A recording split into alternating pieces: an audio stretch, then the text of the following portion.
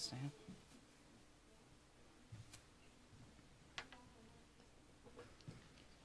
Oh, cool. David's going to get you.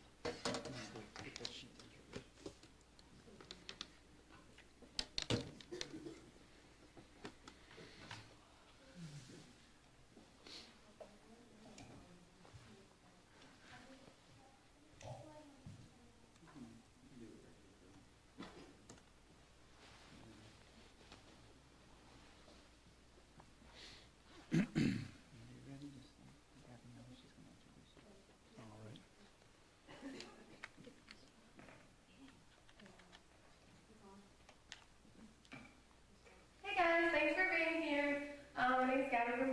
I am the treasurer of Christi. Our next speaker today is Dr. Robert Stewart. Dr. Robert Stewart serves as a professor of philosophy and theology at New Orleans Baptist Theological Seminary. He is the Greer-Hearn Chair of Faith and Culture and Director of the Institute for Christian Apologetics in New Orleans, Louisiana. He has published extensively and is presented all around the country at Oxford University. And at Oxford University, I'm sorry.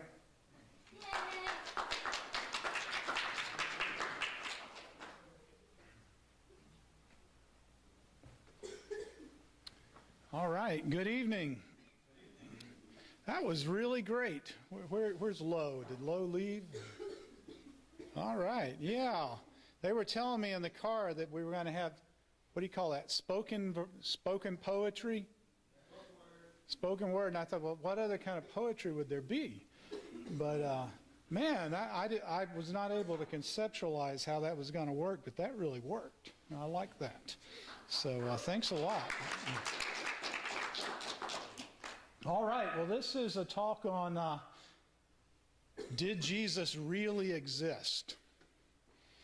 And my response to that when I hear these sorts of arguments is, really? It's the sort of thing that you kind of feel annoyed responding to. But such is life. I will email this PowerPoint file to you, and I'll email a longer PowerPoint file. Actually, I'll email a much longer PowerPoint file to you than the one I'm using tonight that you will see. What I've had to do with this talk is compress about 3 hours into hopefully 45 minutes or so, and maybe 55 minutes. But it's kind of hard to do that. It's sort of like when you have to cull out your children. But one of the strangest things that many contemporary atheists will say is Jesus never existed, that he was just a fictional character. Richard Dawkins says it in The God Delusion. He says this: "It is even possible to mount a serious, though not widely supported historical case that Jesus never lived at all, as has been done, among others, by Professor G.A. Wells of the University of London in a number of books, including Did Jesus Exist?" So file that name away in your memory verse, or take a note, G.A. Wells. Now, I want to make a couple of historical notes here. Number one, this view is not an ancient or even a medieval position. It's virtually unknown of in history prior to the 18th century. Ancient Jewish apologists against Christianity never argued that Jesus did not exist, except possibly for one exception, and that would be in the work of Justin Martyr and his dialogue with Trypho. We read this from Trypho. Now, it's not a dialogue like the dialogue books that I have out on the table that I've edited from the Greer-Hearn Forum, where we actually had two people come and debate or dialogue in an actual live forum before an audience and so forth. It's a book that Justin Martyr wrote, and he records his interaction with Trypho, but Trypho wasn't a co-author. But we read this: "But Christ, if he has indeed been born and exists anywhere, is unknown and does not even know himself, and has no power until Elias comes to anoint him and make him manifest to all. And you, having accepted a groundless report, invent a Christ for yourselves, and for his sake are inconsiderately perishing. Well, what do we make about that? Well, number one, the dialogue never develops or argues this point. It's just a passing statement. It's certainly never argued in any other ancient document. In fact, throughout the dialogue, Trypho assumes that Jesus really existed. For example, he says he was crucified. And actually, the case for the non-existence of Trypho is much, much stronger than the case for the non-existence of Jesus. So it's not something that ancient Jewish apologists countering Christian truth claims ever argued. It's not something that ancient pagan or non-Jewish apologists against Christianity ever argued. Only one legitimate New Testament scholar that I know of, Robert Price, argues along these lines. Now, let me make a point here. This is a logical note. I am not arguing that the position that Jesus never existed is false because of the lack of ancient or medieval evidence existing to argue along that line. I'm not arguing because it's a historically recent position that it's false. To do that would be to commit the fallacy of arguing from silence or from absence. Similarly, I'm not arguing that this position cannot be true because only one legitimate New Testament scholar holds to it. That would be the ad populum fallacy. But these facts are significant for historical investigation, and I think we need to note them. So what I'm going to do in this presentation is I will briefly discuss the nature of historical investigation. I will briefly discuss the case for a non-historical Jesus. And then I'll briefly critique the case for a non-historical Jesus. And then I'll state some of the reasons that we ought to believe in the existence of Jesus as a historical person, that Jesus really did exist. So let's talk about how history should be done. Now, typically mythicists, those who say Jesus is just a myth, there was no historical figure, he was a fictional creation. Typically, they will begin by telling us what kind of evidence we would need to believe that Jesus was a historical person. And then they'll tell us that we don't have that sort of evidence, and that we therefore should believe that Jesus did not exist. Now, this is exactly the wrong way to do history. And in fact, it's not how legitimate history is done. Legitimate historians begin with the evidence that they do have, rather than the evidence that they would prefer to have. And then they try to make the best sense of the available evidence that they possibly can at that time. And so what we see is that the task of history, like science or detective work, is to provide the best explanation of the available evidence. We also see that historical conclusions are always tentative. That is, that they're subject to revision. We know this in courts of law and criminal investigation, and justice and so forth. Sometimes people are wrongly convicted. And when new evidence comes forward, like DNA evidence that says that they could not be the person who committed the crime, then we release them and then pay them remuneration and so forth. The same way with history. Historical conclusions are tested for their explanatory power by what we call abductive criteria, or by pragmatic criteria. You say, well, what are abductive criteria? Well, abductive reasoning is a type of reasoning that seeks to provide an explanatory hypothesis or the likeliest explanation as to why something is the way it is, why the evidence is the way that it is. And so historical theories are tested by several criteria. Number one, by their coherence. Are they consistent with other things that we know to be true? Are they internally consistent? Does the theory equal out in its own points? Historical theories are tested by simplicity.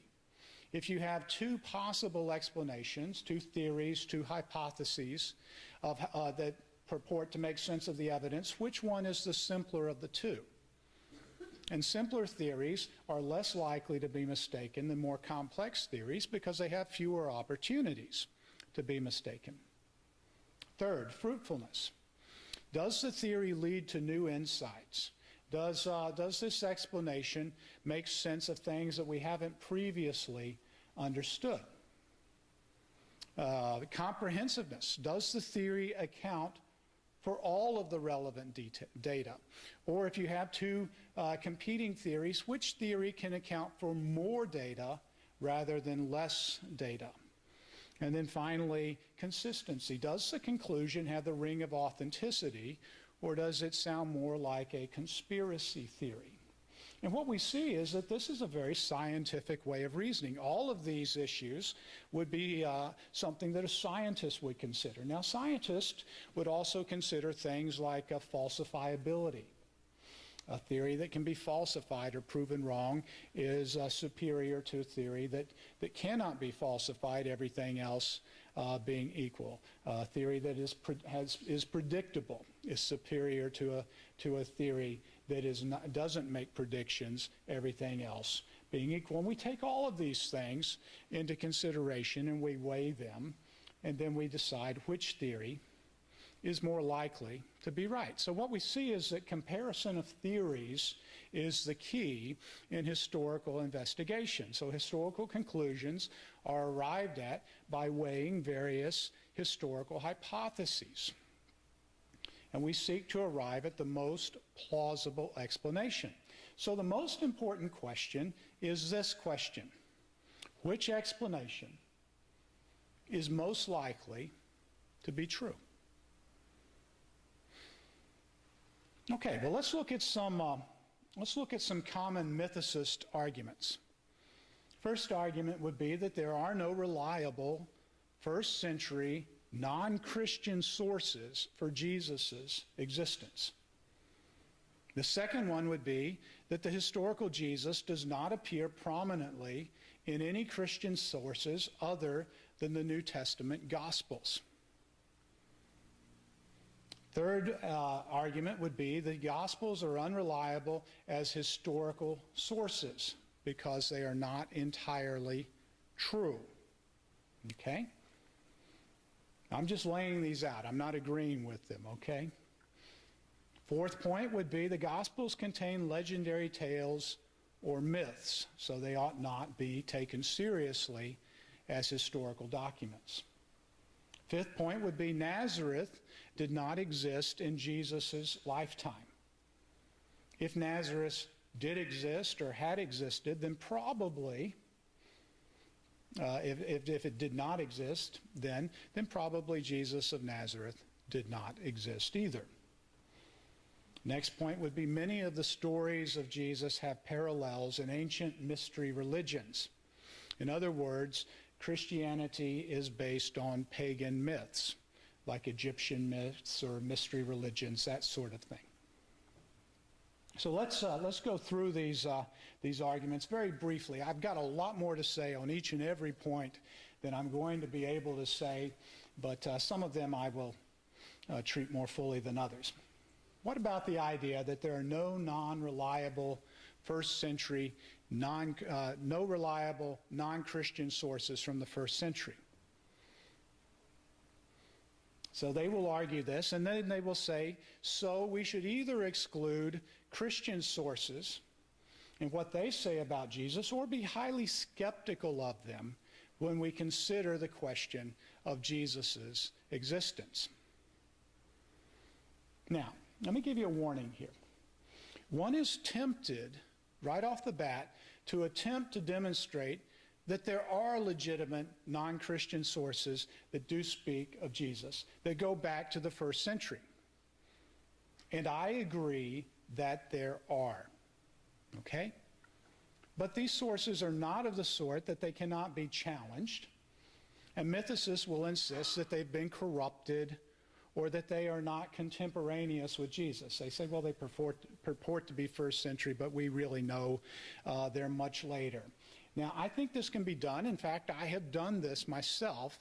I'm not going to do it tonight in any great detail, but I think this can be done. But I also think this is the wrong place to start in arguing this point, because it accepts the legitimacy of what I think is an illegitimate argument. So before we look at any of these sources, let's think about how we should, as historians, trying to do the best job we can, evaluate sources as sources. So when we come to a document, some data that purports to be a knowledgeable, authoritative source of information on any historical figure, we ought to ask the question, is it reasonable to believe this source? And when we exclude a source, we ought to ask a question like, is it reasonable to exclude this source? So we ought to find ourselves asking about the Gospels. Is it reasonable to exclude the Gospels just because they're Christian documents? Now, the reasoning behind the claim from the mythicist that we ought not accept what Matthew, Mark, and Luke in particular say, and John also, is that they were written by Christians. And Christians have a bias. Of course they believe it. They're Christians. Now, bias is a legitimate concern for any historian. And so we ought to do the best job we can to recognize bias when we see it and to take it into consideration, and sometimes to rule it out, and sometimes to lessen it or take it with a grain of salt. But let me ask you a question. Do you think maybe the mythicists themselves also have a bias? Do you think there's something at stake here for them? Do you think Richard Dawkins is biased when that question comes up? I think that's an entirely reasonable conclusion to accept, that everybody has a bias. So here's a principle that I think we would do well in applying when we look at historical questions. In order to be intellectually consistent, we, and by we I mean everyone, need to be as skeptical of our skepticism as we are of other people's beliefs. Now, everyone is biased about some things, and to some degree. But this does not mean that everyone is disqualified from being a reliable source of information on anything. So the really important question is this: does their bias so influence them that they cannot or will not tell the truth on a matter? Does their bias so influence them that they cannot tell the truth or will not tell the truth on an important issue? Furthermore, even when a source is recognized as a biased source, historians can frequently make use of that source. They simply exclude some statements that have the earmarks of bias or take them with a grain of salt. Here's a statement from Bart Ehrman. Now, Bart is not a Christian.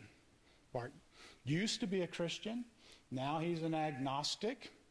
He says he's an agnostic who leans toward atheism. But he is one of the top New Testament scholars in the world, particularly one of the top New Testament textual critics in the world. But he's certainly no friend of evangelical or Orthodox Christianity. And Bart writes this: I should stress that I am not saying that Luke and the other gospel writers were trying to present disinterested accounts of the life of Jesus. These authors were anything but disinterested, and their biases need to be front and center in the critics' minds when evaluating what they have to say. The fact that their books later became documents of faith has no bearing on the question of whether the books can still be used for historical purposes. To dismiss the Gospels from the historical record is neither fair nor scholarly. The relevant question is this: why should I believe you? And by you, I mean the author of a document. Historically speaking, the relevant question is whether or not someone is in a position or was in a position where they wouldn't be qualified to know what they were talking about. If they were, then we can take seriously what they say on a matter, and if they were not, then we should not. And what we find is that in many cases, such as political history or criminal investigation, our best sources are inside sources, which are almost always biased, but definitely in a position to comment on these events. So how would you know? Well, here's an example of somebody who's biased and also should be believed. George Stephanopoulos. This is his book, New York Times best-selling book, All Too Human, A Political Education. It's a book, a first-person narrative that Stephanopoulos wrote about events that took place in the Clinton White House. His position as a Clinton supporter and staff member did not disqualify him. It qualified him to write on the Clinton White House. Well, maybe the disciples of Jesus are qualified to know what Jesus said and did rather than disqualified.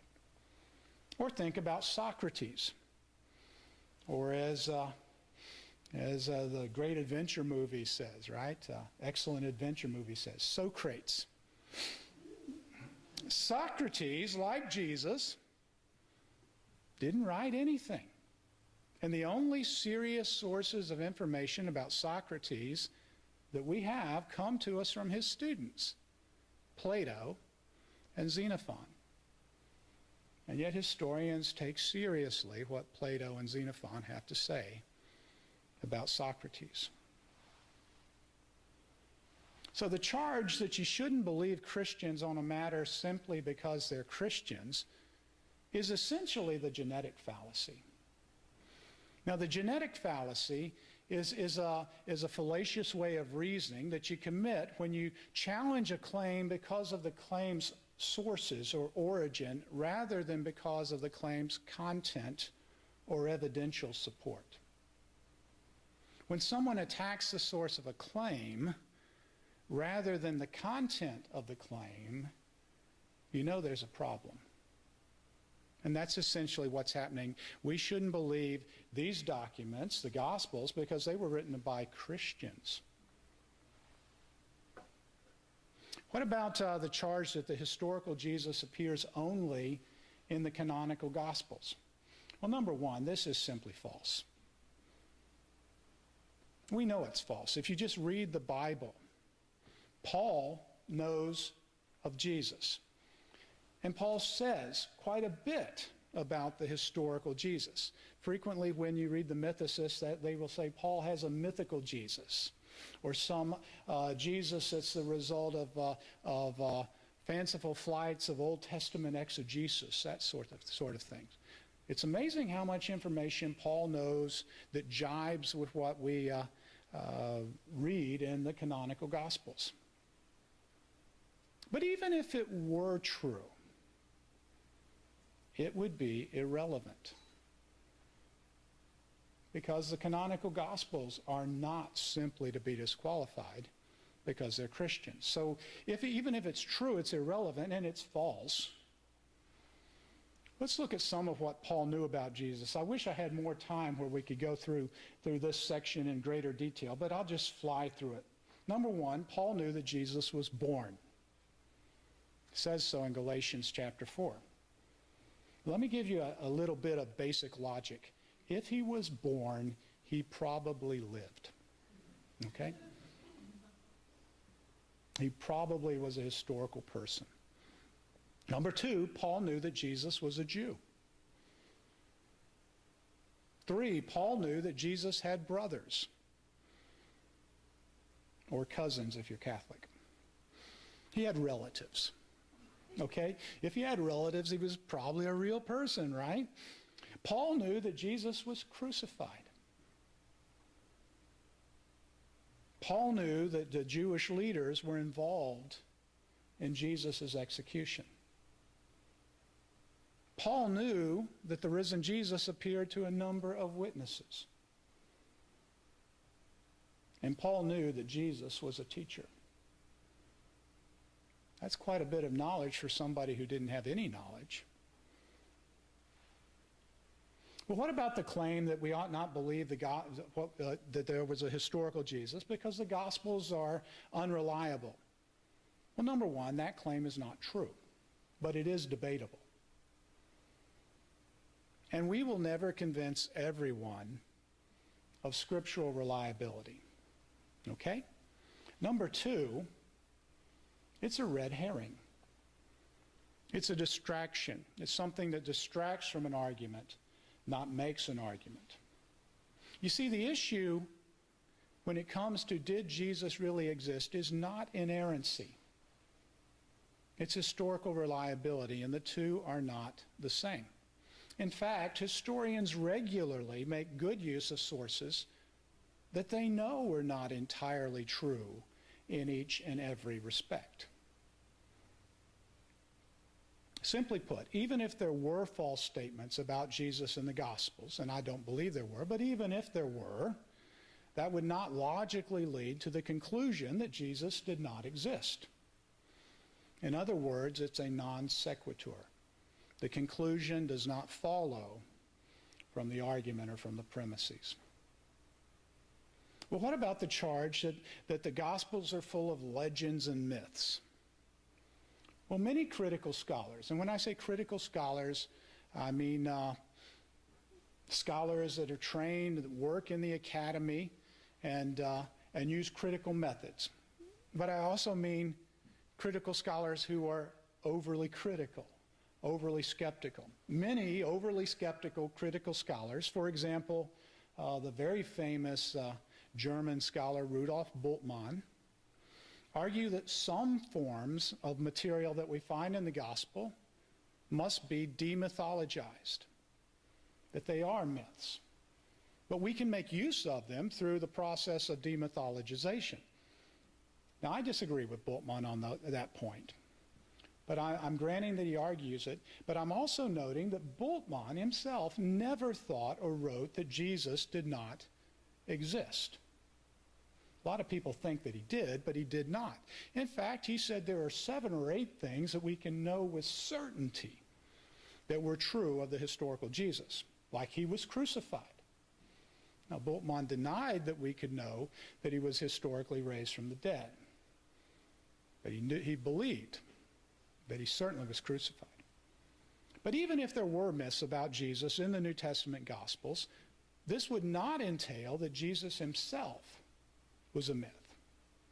Simply that some stories about Jesus were myths and not to be believed.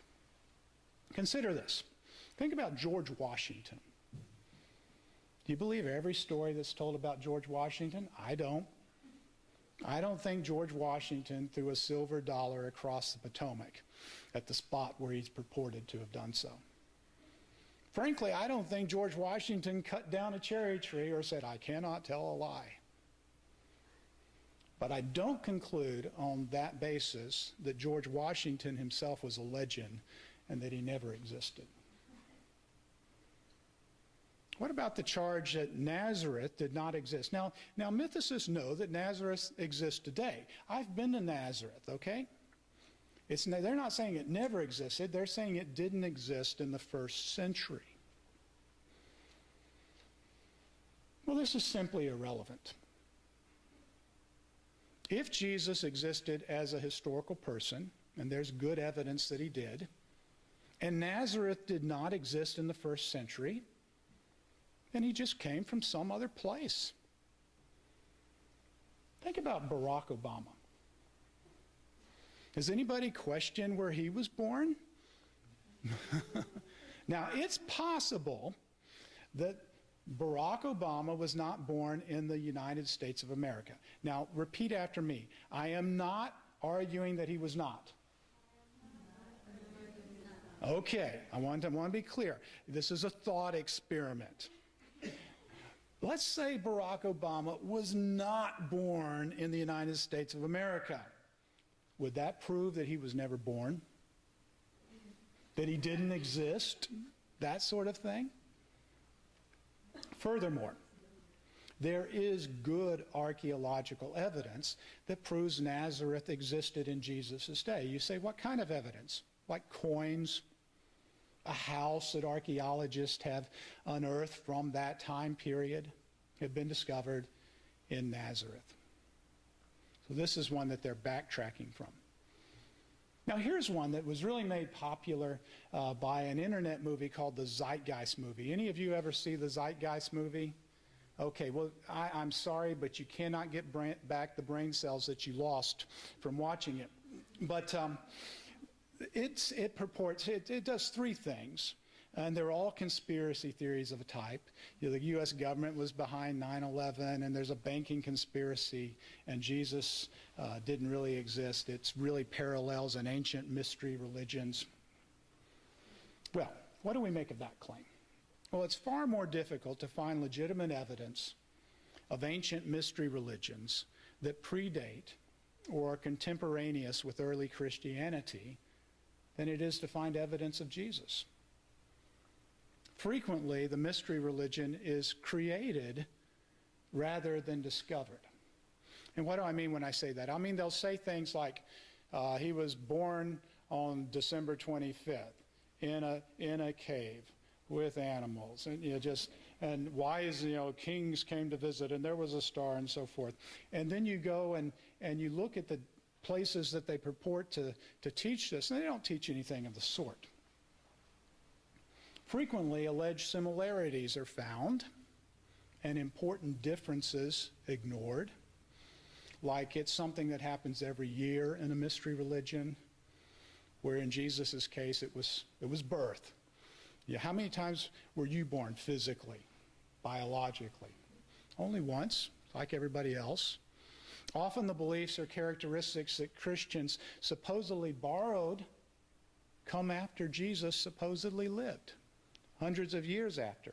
Here's what Albert Schweitzer had to say on the matter when he was dealing with it in the early part of the 20th century.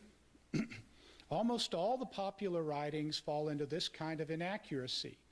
They manufacture out of the various fragments of information a kind of universal mystery religion which never actually existed, least of all in Paul's day. Here's what Ron Nash had to say. We find that there was no pre-Christian doctrine of rebirth for the Christians to borrow. The claim that pre-Christian mysteries regarded their initiation rites as a kind of rebirth is unsupported by any evidence contemporary with such alleged practices. Instead, a view found in much later text is read back into earlier rites, which are then interpreted quite speculatively as dramatic portrayal of the initiate's new birth. The belief that pre-Christian mysteries, these would be mystery religions, used rebirth as a technical term is unsupported by even one single text. Sir Norman Anderson put it this way: if borrowing there was by one religion from another, it seems clear which way it went. There is no evidence whatever that I know of that the mystery religions had any influence in Palestine in the early decades of the first century. I could go on and go through more of the Horus and Osiris and other mythical figures and debunk all of that, but I don't have time. But you can find that on the internet if you're interested. What I want to do now is make a more historical, critical sort of argument from critical New Testament scholarship. And in what follows, I'm going to be adopting a minimal facts approach. I will only argue from what the vast majority, not a simple majority, of critical scholars holds to be the case. Now, in fact, some of what I'm going to be arguing from, I don't think is the case. But in 2 weeks, I will be at the Society of Biblical Literature meeting. And, well, actually, I guess about this time next week, I'll be at the Society of Biblical Literature meeting, SBL, or we could call it the Society of Big Time Liberals. And it would be widely accepted there. So what we have what we call the synoptic problem. And the synoptic problem, I'll explain what it is, gives us good reason to think that Jesus existed. The synoptic problem is simply this, that the synoptic gospels, Matthew, Mark, and Luke, do not perfectly agree either in how they tell the same story or the order in which they tell the story of Jesus.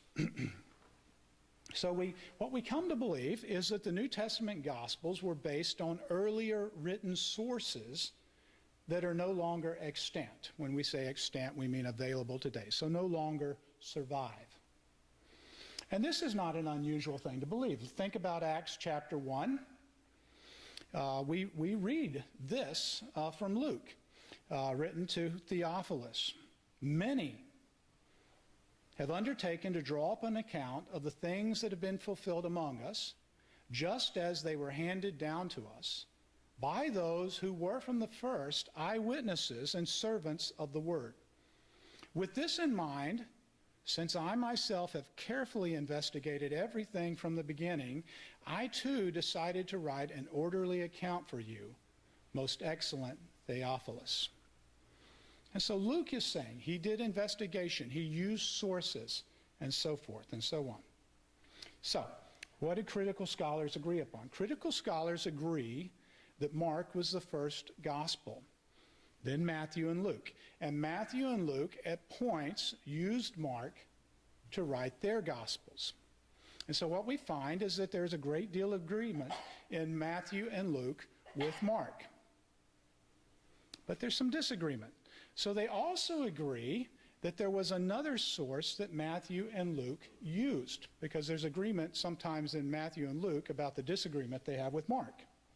Now, this lost source is called Q. This is short for Quelle. That's German for source. Q for Quelle. Now, Q, we know what's in Q because Q is the material that Matthew and Luke have in common that is not contained in Mark. But there's other material in Matthew that is not found in Mark or Luke or Q. And this unique material, scholars have deemed M. Luke also has some unique material not found in Mark or Q or Matthew, and this scholars deem L. So we've got four sources. We've got Q, we've got Mark, we've got M, we've got L. Okay? Now this is where it gets interesting, the dating of it. Critical scholars date Q to the 50s, with M and L probably coming shortly thereafter. So I'm talking about the 50s, not the 1950s, not when I like Ike and so forth, okay? Not the Korean War, that sort of thing. This means that we have written sources about Jesus in the 50s. So all of what we've been doing right now, well, up to this point, is what scholars call source criticism. Source criticism deals with written sources and looks for literary dependence in order to ascertain how the synoptic gospels came to be in the form that they are. But critical scholars agree that these written sources came from oral traditions. And so we get to the discipline of form criticism. Form criticism seeks to understand the history of the oral tradition that predates the earliest written sources, Q, M, and L. Now this task is called form criticism because the different types of stories in the synoptic gospels have a common form to them. What that means is there came to be a standardized way of telling these stories. And it's from these oral forms that Q, M, and L come. So if Q dates to the 50s, but the standardized oral forms must come earlier. So they must come from the 40s or the very early 50s. But the standardized forms did not come to be overnight. They are the result of telling and retelling a process of even earlier stories or sayings of the historical Jesus. So if the forms date to the 40s or very early 50s, then the informal, non-standardized stories must date even earlier to the 30s or very early 40s. Now, let me ask you, in what decade was this supposed historical Jesus supposed to have been crucified? In the 30s. Where is the time necessary for myths and legends to develop? Where does it come from? What we've got is a timeline. The Synoptic Gospels are complete by AD 70 or Christian era 70, according to critical scholarship. I frankly think it's much earlier than that. And I have good reasons I can tell you at the table afterwards why. Q, M, and L come from the 50s. But the forms, the standardized stories, must come earlier, and the informal stories and sayings come even earlier, and we're back to the cross. Precious little time for this to develop. In fact, this is very powerful evidence. Remember the name G.A. Wells? Here's a quotation in a later book. Wells says this, "In my first books on Jesus, I argued that the gospel Jesus is an entirely mythical expansion of the Jesus of the early epistles." Excuse me. The summary of the argument of the Jesus legend, 1996, and the Jesus myth, his 1999 book, given in this section of the present work, makes it clear that I no longer maintain this position. The weakness of my earlier position was pressed upon me by J.D.G. Dunn, James or Jimmy Dunn, who objected that we really cannot plausibly assume that such a complex of traditions as we have in the Gospels and their sources could have developed within such a short time from the early epistles without a historical basis. My present standpoint is this complex is not all post-Pauline. Q, or at any rate parts of it, may well be as early as circa AD 50. And if I am right, against Dougherty and Price, two mythicists, it is not all mythical. Now, G.E. Wells is not an evangelical, but this is quite an admission. He is, at least, critical of his own criticism. But critical scholarship can do more than that. It can give us some pointers, not only as to when these stories began to be told, but also where they began to be told. And the stories have some signs of originating in Palestine. We know this because they retain key phrases in Aramaic which have to be translated into Greek. Here's an example from the Gospel of Mark, where Jesus heals a little girl, and he says to her, Talitha cum, which translated means, little girl, I say to you, get up. Now, Greek is the lingua franca of the ancient Mediterranean world. And so the Gospels are written in the common street Greek of the first century world. But Aramaic was the common language of Palestine. And so these Aramaic bits then are likely to be very early because they likely predate the Christian missionary movement when the Christian church was entirely Palestinian and Jewish. So this would be mid to late 30s Palestine. Now I ask again, where was this alleged Jesus supposed to have been crucified and raised from the dead? Oh, Jerusalem. Where's Jerusalem? Oh, Palestine. So we got him back to the place and the time. And by the way, where do the scholars argue that the earliest Christian church began and how it began? Scholars are unanimous that Christianity began as a Jewish messianic movement. In this regard, Christianity is not unique. There were other messiahs around this time. Acts 5 tells us that there was a man named Theudas and a man named Judas who both claimed to be Messiah prior to Jesus. Okay? Josephus tells us this as well in his book, Wars of the Jews and Antiquities of the Jews. So Jesus' messianic claim is not unique. His death is not unique. But his resurrection is. Here's what N.T. Wright says. If nothing happened to the body of Jesus, I cannot see why any of his explicit or implicit claims should be regarded as true. What is more, I cannot, as a historian, see why anyone would have continued to belong to his movement and to regard him as its Messiah. There were several other messianic or quasi-messianic movements within 100 years either side of Jesus. Routinely, they ended with the leaders being killed by the authorities or by a rival group. If your Messiah is killed, you conclude that he was not the Messiah. Some of these movements continued to exist. Where they did, they took a new leader from the same family.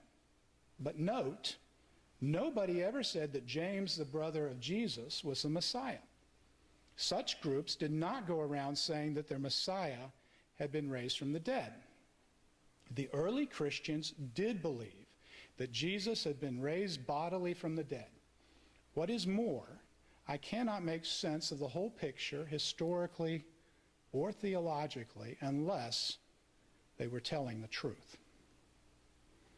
So let me ask you a question. How likely is it that a Jewish messianic movement began in Jerusalem in the 30s, but there was no historical person that they believed to be the Messiah? Still, it's possible that Jesus never existed. It's possible that Jim Carrey will get the girl in the next Dumb and Dumber movie. But how would it be the case that so many people for so long have believed that Jesus of Nazareth was an actual historical figure? Well, we've got two options. One is that Christians accidentally misunderstood the sort of literature that they were dealing with. They thought mythological literature was actually history. Or two, either they were deceivers or they were deceived by someone else. Well, what about the misunderstanding theory? Well, Christianity began as a sect of Judaism, as a relatively common sort of sect, a messianic group. But Second Temple Jews, by that we mean first century Jews, were very careful not to allow themselves to become polluted by pagan religions.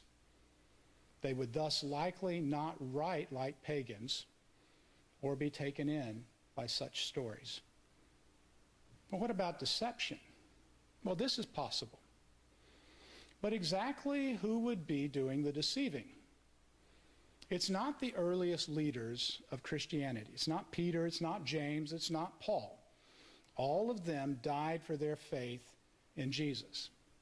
Now, men do die for lies, but men don't die for lies that they know are lies. So who would stand to gain from such a plot? Well, not the Jewish leaders. They're wanting to put the Christian sect down. Not the Romans. The Christians are troublemakers. They don't want to propagate it. So just who is behind this deception and why? Still, it's possible that Jesus never existed. Just like it's possible we never landed on the moon, or that the U.S. government was behind 9/11, or that George Bush blew up the levees in New Orleans after Katrina, or that Elvis is still alive, probably working in a 7-Eleven somewhere in Bolivar, Missouri, or something like that. But is it more likely than the hypothesis that Jesus actually existed? Is it more coherent? Is it simpler? Is it more fruitful? Is it more comprehensive? Is it more consistent? Not on your life. How am I doing on time? Maybe a couple questions if we have time.